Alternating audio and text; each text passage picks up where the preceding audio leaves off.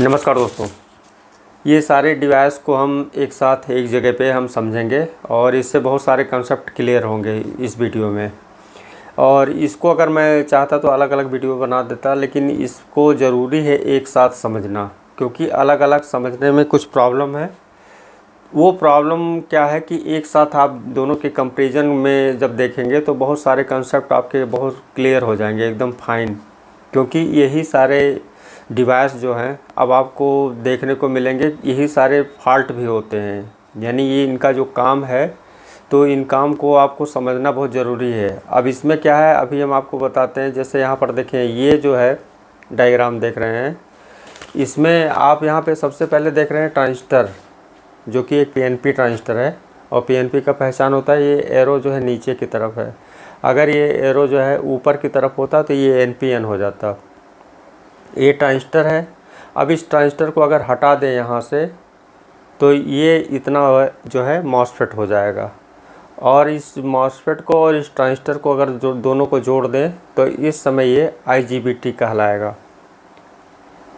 कहने का मतलब कि पहले ट्रांजिस्टर जब बना तो उसके बाद इसका अपडेट हुआ ये मॉसफेट, फिर दोनों का जो है अपडेट हुआ आईजीबीटी।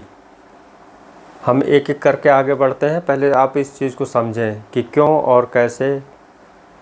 क्योंकि ये जो आईजीबीटी यूज़ किए जाते हैं और मॉसफेट यूज़ किए जाते हैं, इनका काम जो है स्विचिंग का, ये हमारे एसी और डीसी ये जो है अलग अलग है। इनका जो काम है, जो स्विचिंग डिवाइस है, इनके अलग अलग है काम, उसको हम बताते हैं। लेकिन यहाँ से स्टार्ट करते हैं, आप ध्यान से मेरी बातों को सुने। अब ये पहले ट्रांजिस्टर बना तो ट्रांजिस्टर में एनपीएन पीएनपी हुए। उसके बाद जो है ट्रांजिस्टर को अपग्रेड करते करते फिर और भी जो ज़रूरत लगी तो हमारा जो है फिर ये मॉसफेट डिज़ाइन हुआ। मॉसफेट के बाद फिर और भी ज़रूरत लगा किसी चीज़ को, यानी कोई डिवाइस को डिज़ाइन करने के लिए, तो इसका फिर अपग्रेड हुआ आईजीबीटी। अब मॉसफेट और आईजीबीटी में डिफरेंस क्या है? मॉसफेट में जो है ये हाई फ्रीक्वेंसी पे काम करता है और लो लोड पे काम करता है, ठीक। वहीं पे इसका उल्टा अपोजिट आईजीबीटी जो है वो लो फ्रीक्वेंसी पे काम करता है और हाई लोड पे।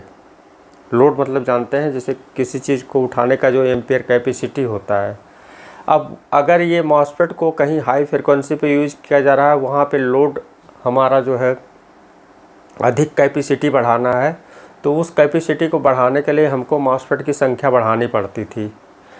अब वही प्रॉब्लम को अब आईजीबीटी पे आएंगे। अगर लो फ्रीक्वेंसी पे और हाई वाटेज की ज़रूरत है, हाई कैपेसिटी की ज़रूरत है, तो बहुत ही कम आईजीबीटी पे हम उसका हाई कैपेसिटी के डिवाइस को डिज़ाइन कर सकते हैं, ठीक। शॉर्ट में आपको समझाया है। तो ये है। अभी इसको दिखा दें कि ये मान लीजिए ये गेट है,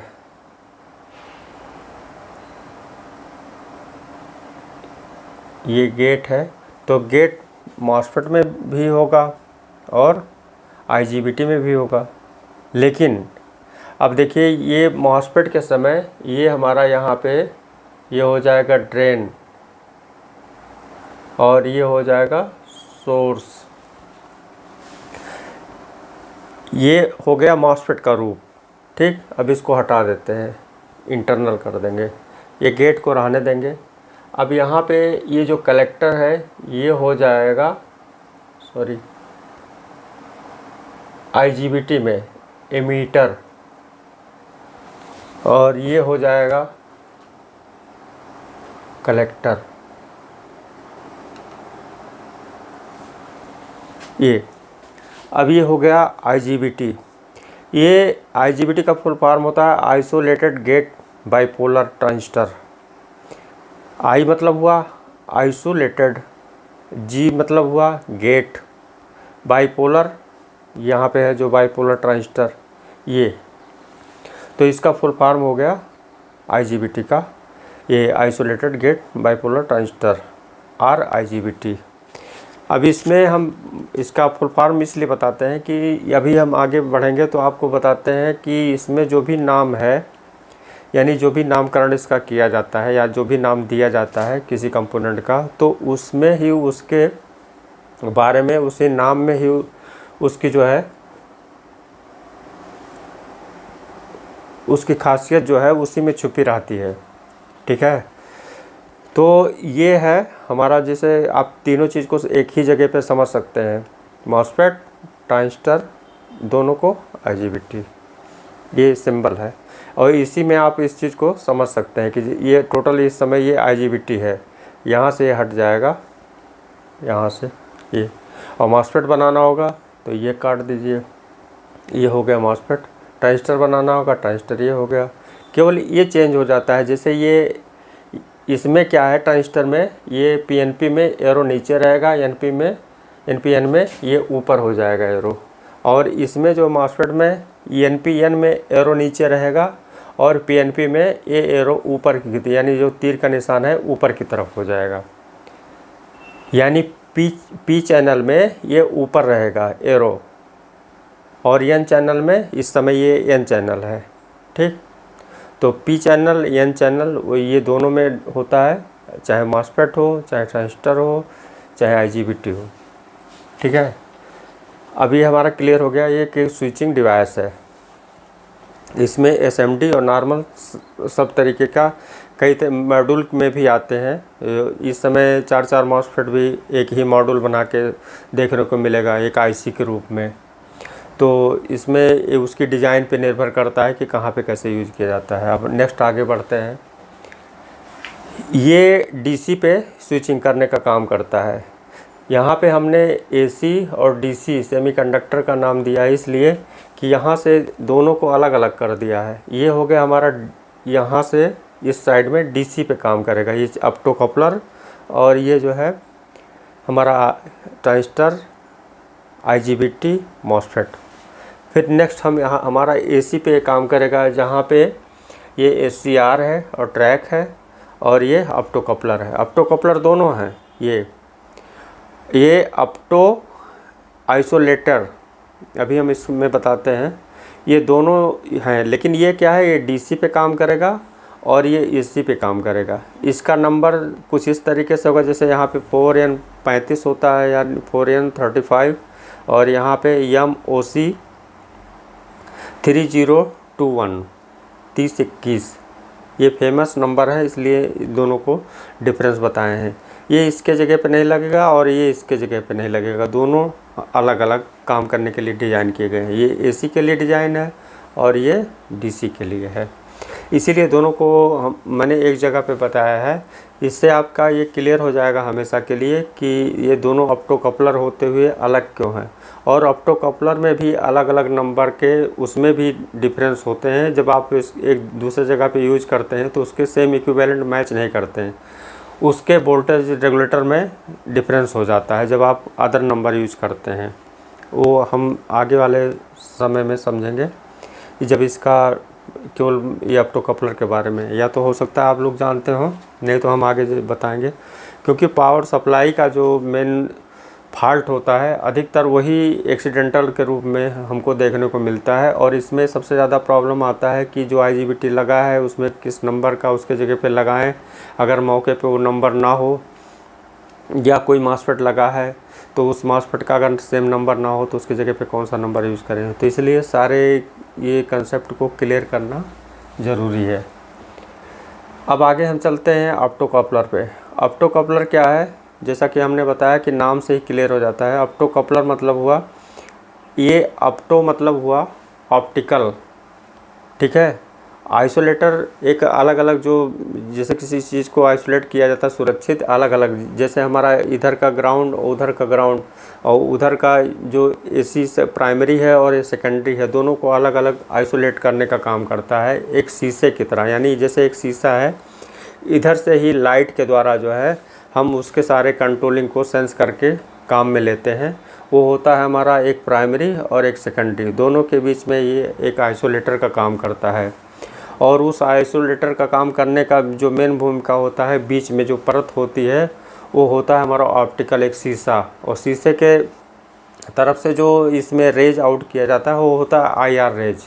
और IR रेज की हम बार बार आपको बताते हैं कि जैसे रिमोट में IR रेज आउट होता है बैगनी, तो ये बैगनी जो इंफ्रारेड किरण है, रेज है, तो इस पे जो हमारे वोल्टेज फ्लो होते हैं ये कैरियर के रूप में, ये आपको नॉर्मल आँखों से नहीं दिखेगा, लेकिन आप किसी कैमरे से या मोबाइल के कैमरे से देखेंगे तो ये बहुत स्पष्ट दिख जाएगा।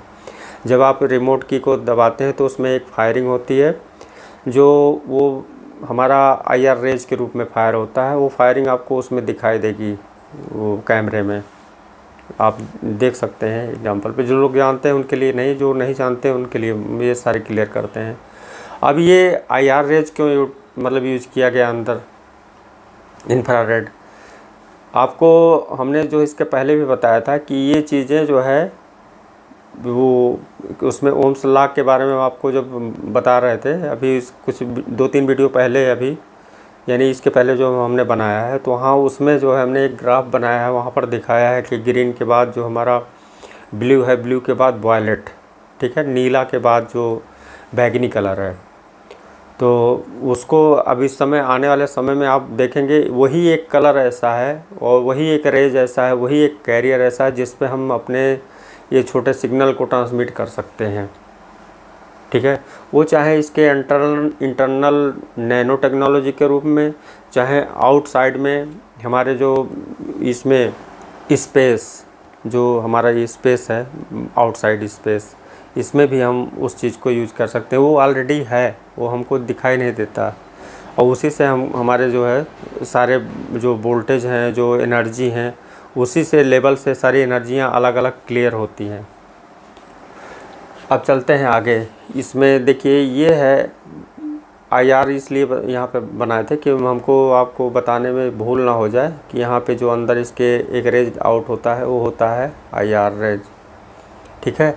अब इसके इंटरनल जो मतलब काम हो रहा है उसे भी आप ऊपर से ही, यानी ऑप्टोकपलर के अंदर जब जो भी फंक्शन हो रहा है उसे आप ऊपर कैमरे से भी इसके अंदर आप देख सकते हैं कि इसके अंदर कैसी मतलब कैसा वर्किंग है।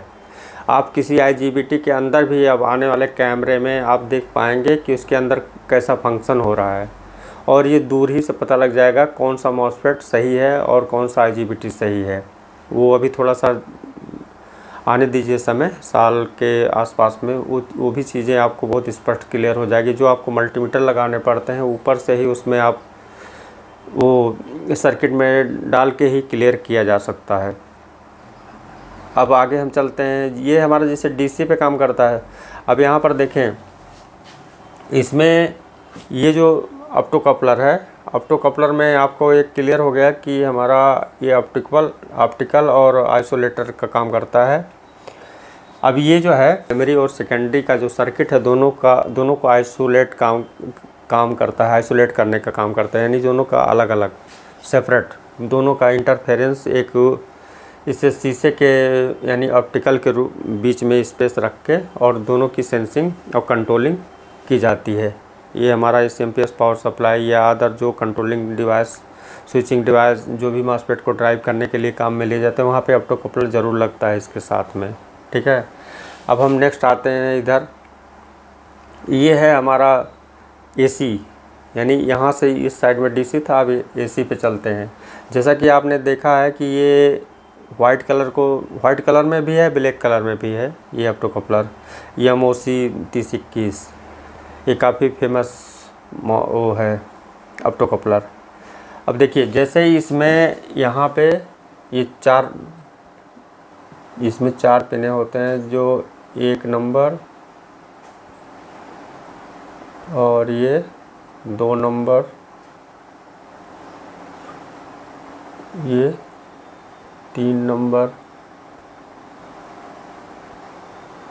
ये 4 नंबर, जिसमें से इस साइड में जो हमारा 1 नंबर है, यानी इस साइड में ये यहाँ पे पॉजिटिव दिया जाएगा और यहाँ पे निगेटिव चार्ज होगा, यानी यहाँ पे पॉजिटिव चार्ज और यहाँ पे निगेटिव चार्ज, इसको काम करने के लिए। फिर हम नेक्स्ट उधर आ जाते हैं प्राइमरी में। यहाँ भी जो है ये 3 नंबर निगेटिव चार्ज होगा और यहाँ पे पॉजिटिव, ये आउटपुट के रूप में काम करेगा। और ये यहाँ पे जो मान लीजिए इसको डायरेक्ट ग्राउंड कर दिया गया ये प्राइमरी में, तो इस पे जो यहाँ से जो भी रेज आउट होगा इसके अकॉर्डिंग ये अपना वर्क करके और ड्राइवर IC को या सिस्टम को ये अपना इंडिकेशन के रूप में सूचना देगा।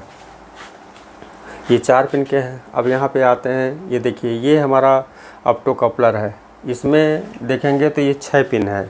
6 पिन कैसे है, जैसे यहाँ पे ये डायोड लगे हैं तो ऐसे ये एलईडी है जो एक डायोड का इंडिकेशन दिया गया है, जो कैथोड और एनोड है। अब ये एनोड और ये कैथोड है, ये जो निशान है ये कैथोड का इंडिकेशन है, ये एनोड है। अब यहाँ पे ये एनोड है तो इसका एनोड 1 नंबर, तो यहाँ पे इसका भी एनोड 1 नंबर, ठीक। अब यहाँ पे 2 नंबर ये है कैथोड, तो यहाँ पे भी 2 नंबर कैथोड है, ये एलईडी है, ठीक है। अब यहाँ पे 3 नंबर जो है एनसी हो जाएगा, ये इसमें कोई कनेक्शन नहीं होगा। फिर उसके बाद जो है ऊपर आते हैं, यहाँ पे ये हो जाएगा, ये 3, ये हो गया 4 नंबर। फिर बीच में ये 5 हो गया, फिर ये लास्ट में 6 हो गया। अब यहाँ पर देखें ये बीच में एनसी है, यानी ये 3 नंबर एनसी और ये 5 नंबर एनसी, यहाँ पे कोई कनेक्शन नहीं होगा यहाँ पे। अब ये जो एलईडी लाइट इसके अंदर है, यहाँ भी जो है इंफ्रारेड के द्वारा इस ट्रैक को काम करने का काम करता है। अब ये जो ट्रैक है इसका भी हम आपको बता दें कि जैसे अभी उसमें आप क्लियर किए हैं, आपको ये बताए हैं कि इसके नाम से ही स्पष्ट होता है कि इसका जो खासियत है या इसकी जो क्वालिटी है या इसके बारे में जो है उसके नाम में ही वो चीज़ें छुपी होती हैं, जैसे इसके साथ है। अब इसमें ट्रैक ये ट्रैक क्यों नाम दिया गया है, ये ट्रैक का इंडिकेशन इस जो 2 डायोड यहाँ पर दिए गए हैं, एक इस साइड में एक इस साइड में, देख रहे होंगे यहाँ पे। जैसे यहाँ पे एससीआर में एक सिंगल यूज किया गया है, यानी 2, जब हम एक किसी ट्रैक को डिज़ाइन करते हैं तो वहाँ पे 2 एससीआर को इंटरनल 2, जैसे इसमें जो ट्रांजिस्टर है और मॉसफेट है एक साथ यूज करके आईजीबीटी बने हैं, ऐसे यहाँ पर 2 एससीआर एक साथ एक ही ट्रैक में इंक्लूड हैं। वो हम इसमें अभी आगे वाले बताएंगे, जिसके बाद जो वीडियो बनाएंगे उसमें फिर इसका भी ऑपरेशन करेंगे, इसके इंटरनल। तो देखिए अभी खाली आउटसाइड थोड़ा थोड़ा समझें, उसमें ये क्लियर हो जाए पहले इसका काम। अब ये देखिए यहाँ पे जो है कैथोड और एनोड, और जब ट्रैक में आएंगे तो वहाँ पे EMT2 और EMT1, फिर यहाँ पे भी गेट है, यहाँ पे भी गेट है। जैसे हमने बताया था मॉसफेट में गेट मिलेगा आपको, आईजीबीटी में भी गेट मिलेगा, ठीक है। तो ऐसे यहाँ पे भी है। अब ये जो है हमारा ट्रैक के नाम से स्पष्ट है, ये है, ये यहाँ अलग अलग कर दें हम इसको, तो ये देखिए जो ट्राई है, तो ट्राई से हो गया ये हमारा ट्राइवोड, जो डायोड ट्राइवोड आप पढ़े होंगे उसके बारे में, उसी को हम बोल रहे हैं। यहाँ पे नाम से स्पष्ट हो गया ट्राइवोड फॉर अल्टरनेटिंग करंट। ये अल्टरनेटिंग मतलब हो गया, ये अल्टरनेट मतलब हो गया ये, और करंट मतलब हो गया सी, ये हो गया AC, ठीक है, ये हो गया AC, और ये हो गया ट्राइवोड। जैसे इसका शॉर्ट फॉर्म हो गया AC, ऐसे ट्राइवोड का जो शॉर्ट फॉर्म हो जाएगा TRI,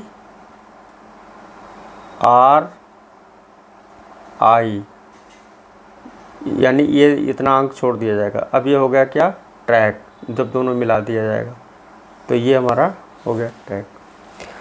तो ये ट्राइवोड AC से क्लियर हो गया ना कि ये AC पे इसकी जो वर्किंग है ये AC के लिए डिज़ाइन किया गया कंपोनेंट है, डिवाइस है।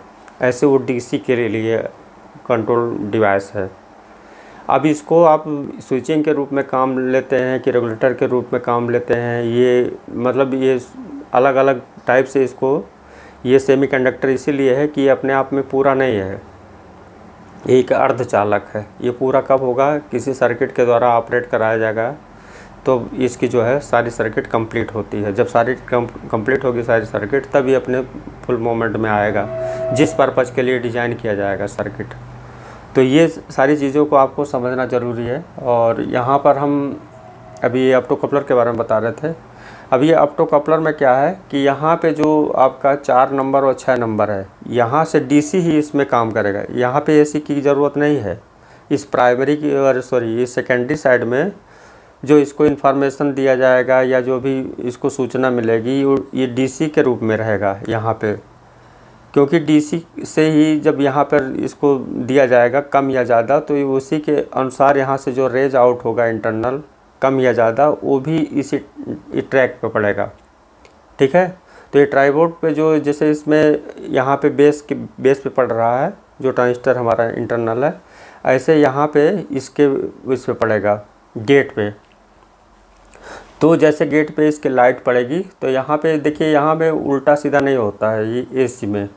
आप इनपुट आउटपुट जैसे इसमें होता है अलग अलग होता है प्लस माइनस, इसमें जो है आप कहीं से भी जो है इसको यूज कर सकते हैं।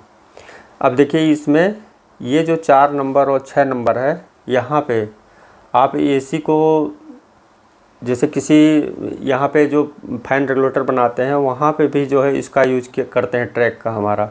तो ये fan controller, speed controller, fan speed controller, light dimmers, motor speed controllers, ये जीरो क्रॉसिंग पे काम करता है। अब जीरो क्रॉसिंग जो ये यानी जो जीरो क्रॉस ऑप्टो आइसोलेटर का यहाँ पे जो आया है इसका काम के बारे में। अब आपको ये एक बारीकी चीज़ है जो कि अभी आपको बहुत कम ही वीडियो आपको मिलेंगे जहाँ पे देखने को मिलेगा जीरो स्विचिंग डिवाइस जो, और जीरो स्विचिंग क्या होता है तो उसके बारे में, जो स्विचिंग के बारे में समझते हैं जानते हैं वो जानते हैं, और जो नहीं जानते हम उसको जो है और क्लियर करते हैं। जैसे यहाँ पर देखें रिले, ये SSR relay solid state relay है, ये इलेक्ट्रोमैकेनिकल रिले होता है ये जो हमारा पहले मैनुअल काम करता था। अब इसी को इलेक्ट्रॉनिक के रूप में हमारा जब जैसे AC रिले भी होता है DC के लिए भी होता है अलग अलग। अब यहाँ पर देखें यही चीज़ जो है इलेक्ट्रॉनिक के रूप में यूज किया गया SCR, उसके बाद यहाँ पे ट्रैक को यूज किया गया, समझ रहे हैं। अब यहाँ पे जो आप AC को बाईपास करते हैं, जैसे यहाँ से इन करेंगे किसी AC को और यहाँ से आउट करेंगे। अब ये आउट यहाँ पे कब होगा, जब यहाँ पे रेज आउट होगा, यहाँ पे वोल्टेज इंटर होगा। अगर यहाँ पे वोल्टेज इंटर नहीं होता है तो यहाँ पे कोई भी सप्लाई यहाँ से आउटपुट पे पिन नंबर 6 पे नहीं मिलेगी। अब यहाँ पे अगर कम रेज आउट हो रहा है तो यहाँ पे कम वोल्टेज मिलेंगे, जैसे 220 इन कर दिया गया। अब यहाँ पे बहुत ही कम रेज आउट हो रहे हैं तो यहाँ पे हमारा 100 वोल्ट या जितना भी यहाँ पे इसके अनुसार इसकी जो है कंट्रोलिंग की जा सकती है। और इसी तरीके से इसके जो आगे का प्रोसेस है आप इसको यूज़ करके इसके साथ में और भी इसके हाई कैपेसिटी डिज़ाइन कर सकते हैं जहाँ पे जैसे यूज करना हो, जैसा कि हमने मॉसफेट और IGBT के बारे में बताया है। अभी आपका यहाँ पे क्लियर हो गया कि ट्रैक ये जो AC पर्पस से के लिए जो है डिज़ाइन किया गया है। अब यहाँ पे हम जो आपको बता दें, ये जो SCR है, SCR का भी नाम से ही क्लियर है। यहाँ पर देखें SCR, S मतलब हुआ सिलिकॉन, C मतलब हुआ कंट्रोलेड और R मतलब हुआ रेक्टिफायर्स। ठीक है, R थायरिस्टर, इसको थायरिस्टर भी बोला जाता है। तो ये सिलिकॉन कंट्रोलेड रेक्टिफायर। अब ये सिलिकॉन का जो कंट्रोलिंग है ये एक रेक्टिफायर का जो काम करता है, ये आपका जो AC को कंट्रोल करने का काम करता है। जैसे हमारा चार्जिंग के पर्पज़ में, स्पीड, किसी मोटर के स्पीड को कंट्रोल करने के लिए, और यहाँ तक है कि आउटपुट को भी जो है यानी इनपुट आउटपुट जो इन्वर्टर में यूज होते हैं, जहाँ पे हमारी जब AC और DC का जो अलग अलग वो स्टेप चेंज होता है कि जैसे हमारी लाइट चली गई इन्वर्टर में देखते हैं तो उस समय क्या होगा, DC मोड में आएगा। DC मोड में आएगा तो जो इन्वर्टर से जनरेट होने वाली AC सप्लाई है वो क्या होगा, आउटपुट के रूप में मतलब निकलेगी। और जैसे लाइट आएगा तो फिर आउटपुट में जो जा रही सप्लाई है वो अल्टरनेटिंग जो हमारा ग्रिड की सप्लाई है उससे कनेक्ट हो जाएगा। इस दोनों AC DC के कनेक्टिंग को जीरो स्विचिंग पे लाने का काम यहाँ पे